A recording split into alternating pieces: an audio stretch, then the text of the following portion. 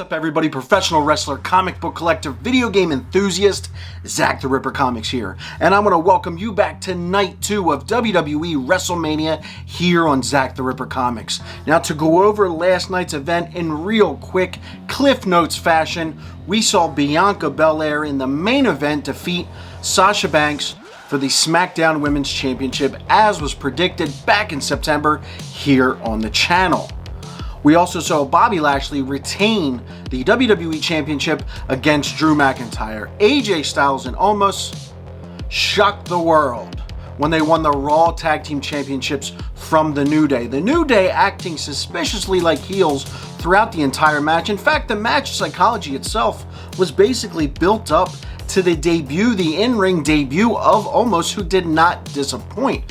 The best part of this match, the best part of the night, was Omos singing, shouting, screaming the lyrics to AJ Styles' phenomenal theme song after the match. We also saw Cesaro pick up his first ever WrestleMania singles victory over Seth Rollins. Natalya and Tamina won the women's gauntlet match and will challenge tonight on Night 2 WrestleMania Sunday for the Women's Tag Team Championship.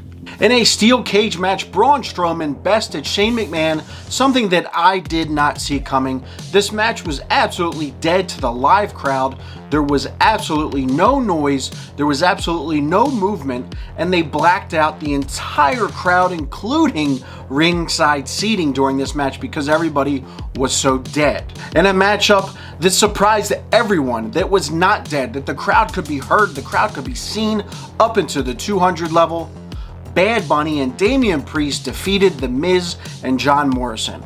Say what you will about this matchup, say what you will, and I did myself, about the inclusion of Bad Bunny. He performed. You can tell that he was at the Performance Center, that he was training, that he was doing his part to look legitimate in there. Now we go on to Night 2, WrestleMania Sunday, the second night of WrestleMania. 2 years in a row now, we've done 2 nights of WrestleMania. I can honestly say that at the end of the day, I do not like this. I feel like they could have taken 60% of the matches off both cards and done a really solid 3-hour WrestleMania pay-per-view. I don't even think we need the 4-hour WrestleMania pay-per-views that we had for the last 10 or so years. However, let's get into the card. We started with The Fiend and Randy Orton. Now, I myself thought this was going to semi-main event the second night of WrestleMania. This opened the show. What an entrance for Alexa Bliss and The Fiend, the return of the Fiend character. This was phenomenal as far as the presentation, the giant Fiend in a box that Alexa Bliss had to actually jack off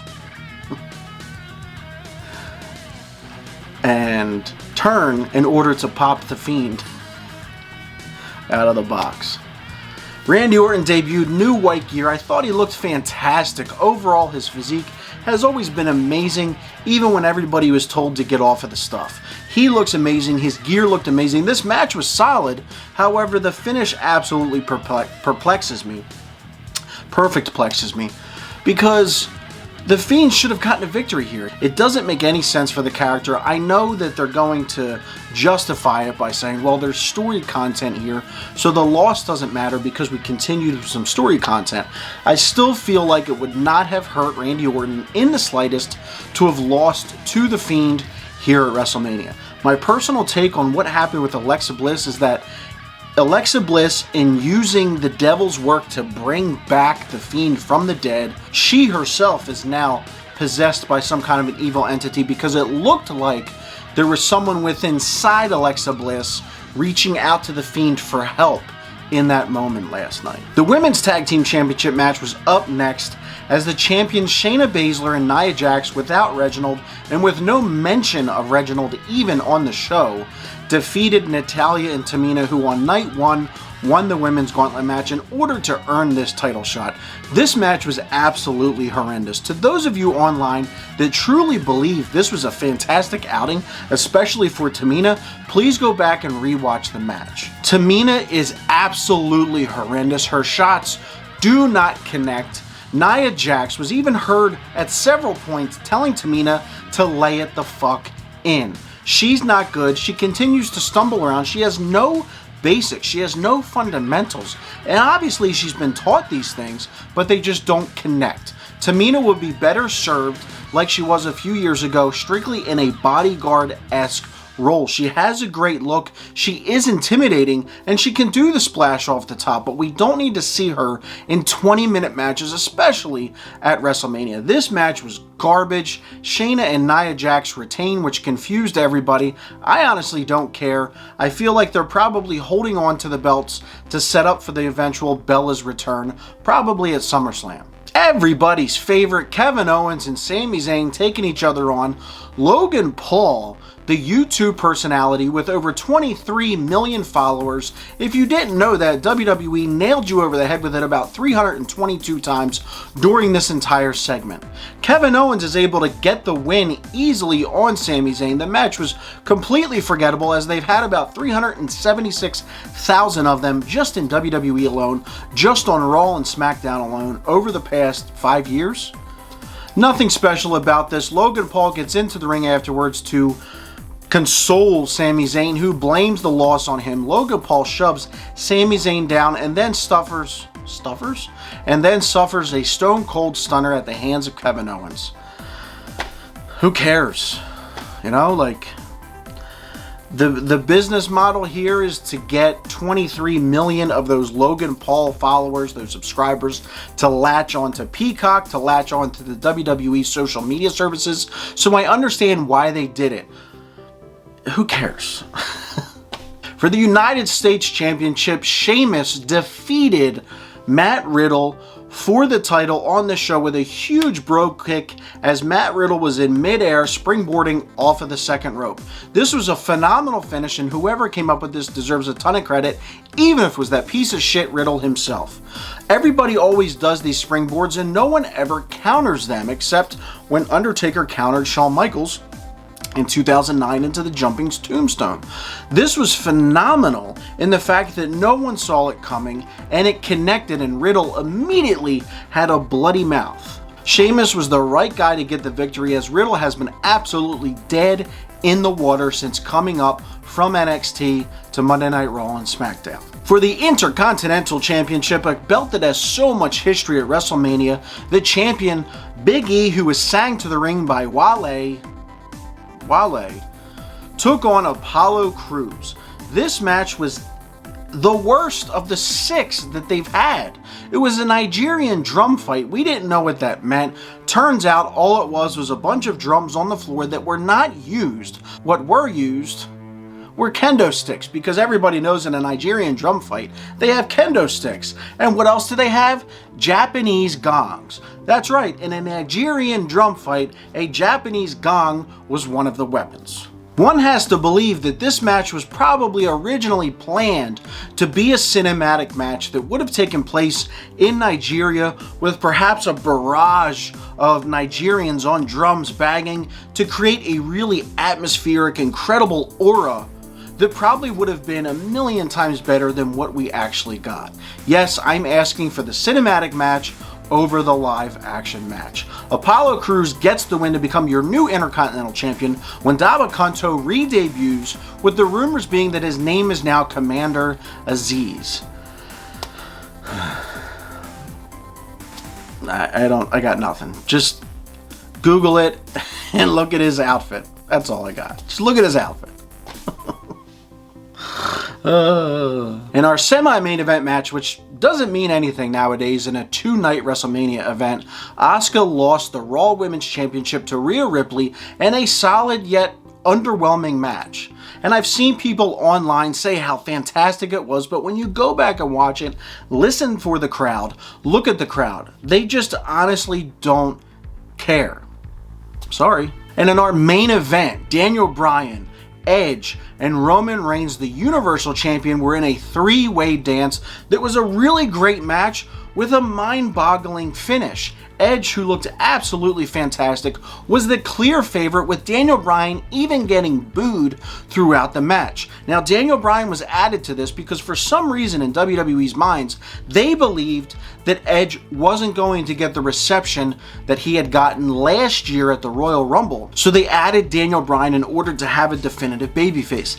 This backfired, as there hasn't been a live crowd to experience Edge since he's come back from injury, since his initial return at that Royal Rumble in 2020. Everybody that I know personally was extremely pumped for Edge's return, and to those that were in attendance were very much looking forward to seeing the Rated R Superstar for the first time in person wrestling in 10 years. Because of that, the psychology of the match kind of suffered, and it didn't feel like we had any real story direction, but rather just three guys battling and doing spots. Now, all of that was of course done well, and the match was very, very good. However, at the end of the day, if there isn't a story told, then why am I caring about the outcome of the match? And the outcome saw Edge hit the concerto on Daniel Bryan, Roman hit the concerto on Edge, stack them on top of each other, and get the pinfall victory. Now, I don't have a problem with Roman winning. I know this is exactly what the WWE wanted. They hinted at it on night one when they had Roman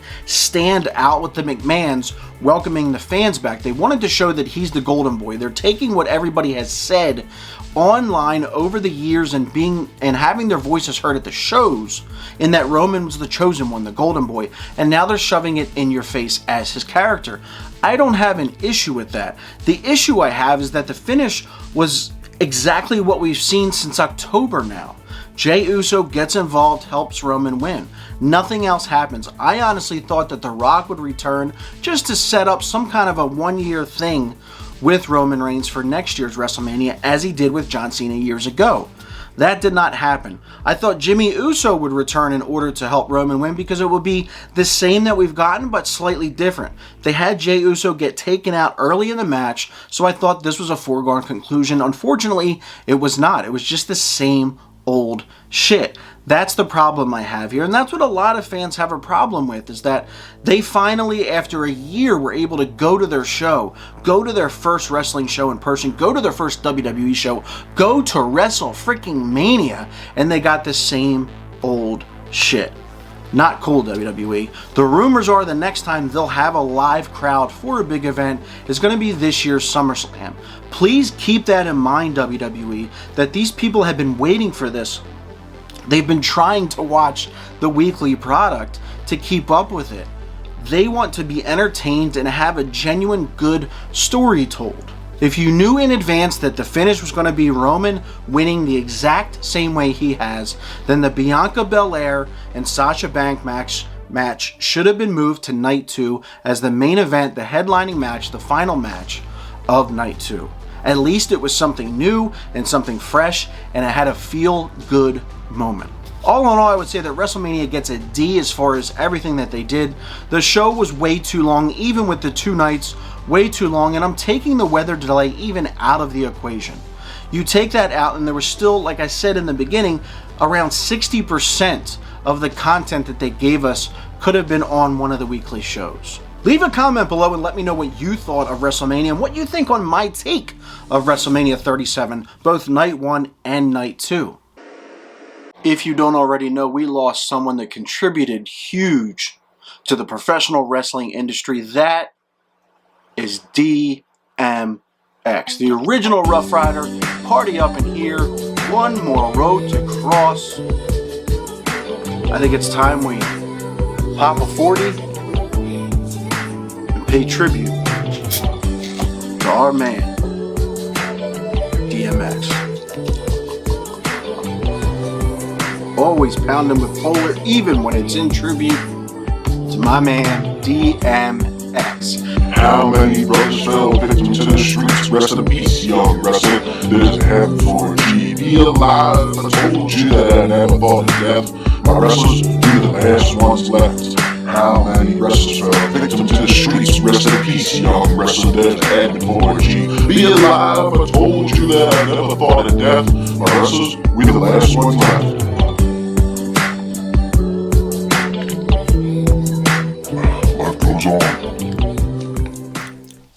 spring is on its way. And if you're looking for the absolute best t-shirt to rock, it's not going to be the Rock shirt. It's not going to be your favorite sports jersey. It's going to be the official Zack the Ripper Comics t-shirt. You can find this actual shirt along with a barrage of over 50 plus items at the Zack the Ripper Comics Teespring store. The link is in the description below. If you go on there, if you purchase one of my items, let me know, send me a direct message on any of my social media, and I will feature that in an upcoming video. If you'd like to be in one of my videos, please go purchase one of the shirts, one of the anythings. There's leggings, all kinds of cool stuff on there, and I will put you in a video. One last time, check it out, the official Zack the Ripper Comics t-shirt, nice and bright, cutting its way, ripping its way into your hands. Take a swig for the working man.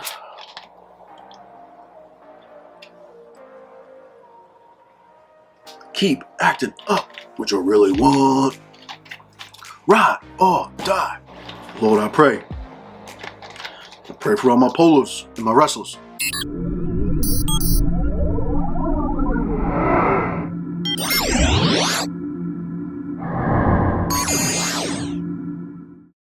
That's the show, folks. I want to thank all of my patrons over at patreon.com/ZackTheRipperComics for supporting the channel. Not only are you getting exclusive content that you cannot see anywhere else but on patreon.com, but you're also getting some awesome merchandise courtesy of our Teespring store, link in the description below.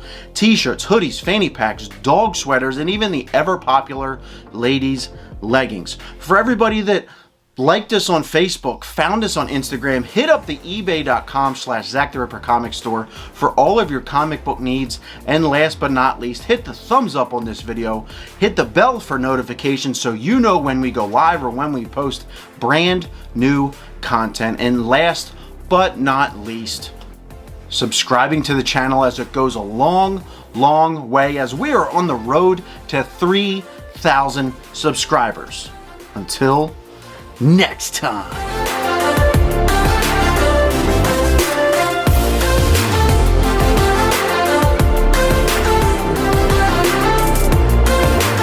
Now that's a hit. What's my name? ZAC, you know I'm back, I'm making videos. Ride or die. What y'all really want? What y'all really want?